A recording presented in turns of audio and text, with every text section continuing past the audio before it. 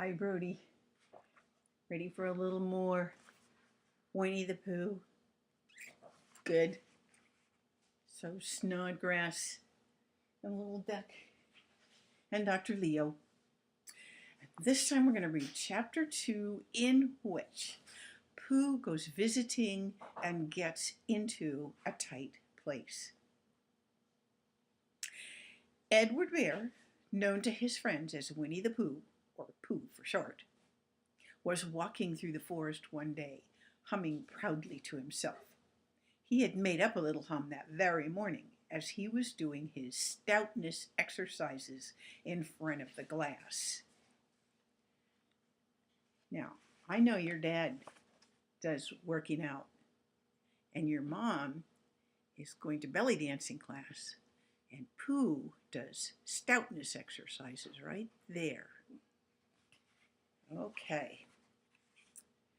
So he would say, tra-la-la, tra-la-la, as he stretched up as high as he could go, and then tra-la-la, tra-la, oh help, la, as he tried to reach his toes. After breakfast, he had said it over and over to himself until he had learnt it off by heart, and now he was humming it right through properly. It went like this. Tra-la-la, tra-la-la, tra-la-la, tra-la-la, rum-tum-tiddle-um-tum, tiddle-little, tiddle-little, tiddle-little, tiddle-little, rum-tum-tum, tiddle-om. Hard for me to get my voice down quite low.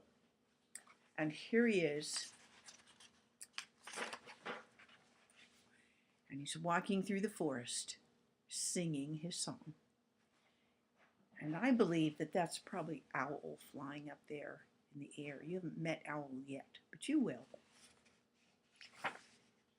Well, he was humming this hum to himself and walking along gaily, wondering what everybody else was doing and what it felt like being somebody else, when suddenly he came to a sandy bank, and in the bank was a large hole. "Aha," said Pooh. You and I know about aha, don't we, Brody? Rum-tum-tiddle-um-tum. If I know anything about anything, that hole means rabbit, he said. And rabbit means company, he said. And company means food and listening to me humming and such like. Rum-tum-tum-tiddle-um. So he bent down, put his head into the hole, and called out, "Is anybody at home?" There was a sudden scuffling noise from inside the hole, and then silence. "What I said was, is anybody at home?" called out Pooh very loudly. "No," said a voice, and then added, "You needn't shout so loud. I heard you quite well the first time." "Bother," said Pooh. "Isn't there anybody here at all?" "Nobody." Winnie the Pooh shook his head, took his head out of the hole, and thought for a while. And he thought to himself, there must be somebody there, because somebody must have said nobody. So he put his head back in the hole and said, "Hello, Rabbit, isn't that you?" "No," said Rabbit in a different sort of voice this time. "But isn't that Rabbit's voice?" "I don't think so," said Rabbit. "It isn't meant to be." "Oh," said Pooh. He took his head out of the hole and had another think, and then he put it back and said, "Well, could you very kindly tell me where Rabbit is?" "He has gone to see his friend Pooh Bear, who is a great friend of his." "But this is me," said Bear, very much surprised. "What sort of me?" "Pooh Bear." "Are you sure?" said Rabbit, still more surprised. Quite sure," said Pooh. "Oh, well then, come in." So here's a picture of Pooh coming through the hole to Rabbit's little house. So Pooh pushed and pushed and pushed. Wait a minute, I skipped a page. No? It says, oh, well then, come in. So Pooh pushed and pushed and pushed his way through the hole, and at last he got in. You were quite right, said Rabbit, looking at him all over. It is you. Glad to see you.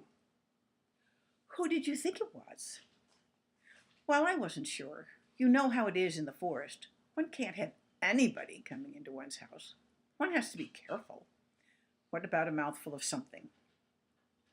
Pooh always liked a little something at 11 o'clock in the morning, and he was very glad to see Rabbit getting out the plates and mugs. And when Rabbit said, honey or condensed milk with your bread, he was so excited that he said, both. And then, so as not to seem greedy, he added, but don't bother about the bread, please. And for a long time after that, he said nothing, until at last, humming to himself in a rather sticky voice, he got up, shook Rabbit lovingly by the paw, and said that he must be going on. Must you? Said Rabbit politely. Well, said Pooh, I could stay a little longer if you, and he tried very hard to look in the direction of the larder. And Brody, if you don't know what a larder is, you can ask your mom and dad to help you out. As a matter of fact, said Rabbit, I was going out myself directly. Oh, well then, I'll be going on. Goodbye. Well, goodbye, if you're sure you won't have any more. Is there any more? Asked Pooh quickly. Rabbit took the covers off the dishes and said, no, there wasn't. I thought not, said Pooh, nodding to himself. Well, goodbye. I must be going on. So he started to climb out of the hole. He pulled with his front paws, and he pushed with his back paws, and in a little while his nose was out in the open again, and then his ears, and then his front paws, and then his shoulders, and then, oh, help, said Pooh. I'd better go back.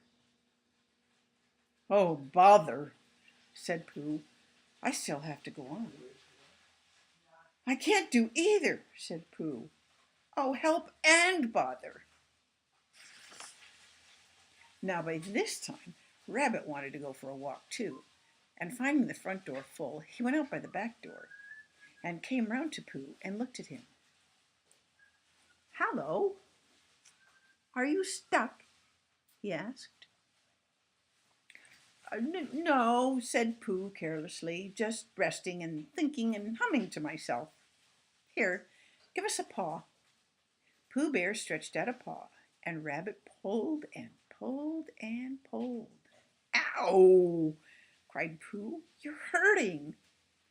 The fact is, said Rabbit, you're stuck.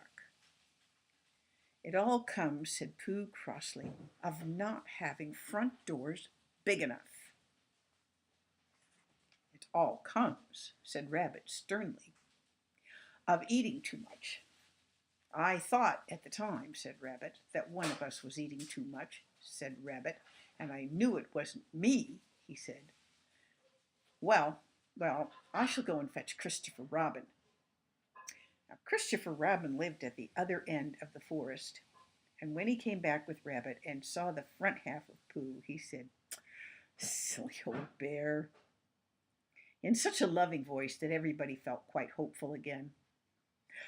I was just beginning to think, said Bear, sniffing slightly, that Rabbit might never be able to use his front door again.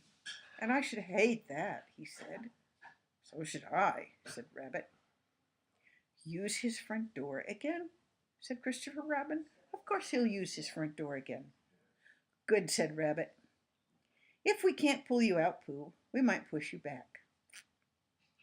Rabbit scratched his whiskers thoughtfully and pointed out that when once Pooh was pushed back, he was back, And of course, nobody was more glad to see Pooh than he was. Still, there it was. Some lived in trees, and some lived underground. And you mean I'd never get out? Said Pooh. I mean, said Rabbit, that having got so far, it seems a pity to waste it. Christopher Robin nodded.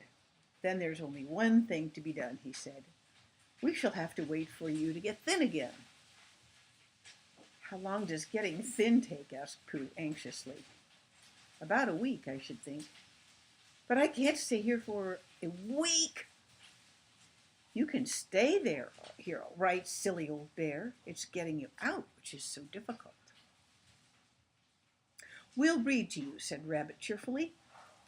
And I hope it won't snow, he added. And I say, old fellow, you're taking up a good deal of room in my house. Do you mind if I use your back legs as a towel horse? Because, there they are, doing nothing, and it would be very convenient just to hang the towels on them. Oh, weak, said Pooh gloomily.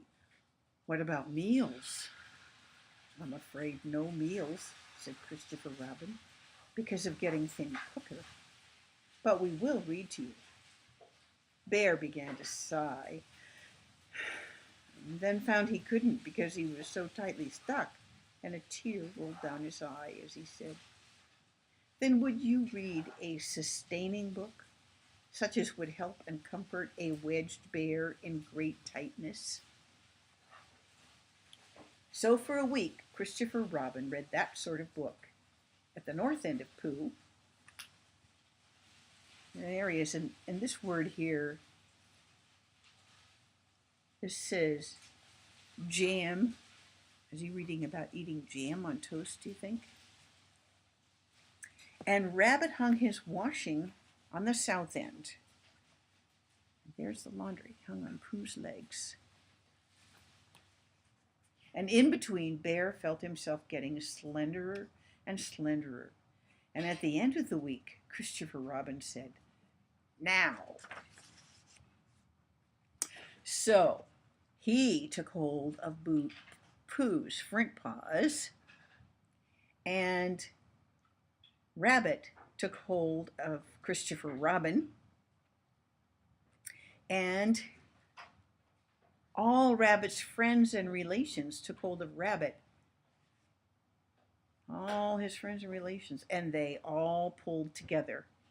And for a long time, Pooh only said, Oh, and oh, and then all of a sudden he said, Pop, just as if a cork were coming out of a bottle.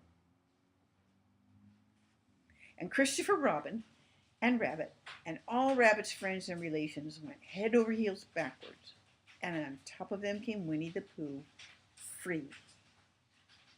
So with a nod of thanks to his friends, he went on with his walk through the forest, humming proudly to himself.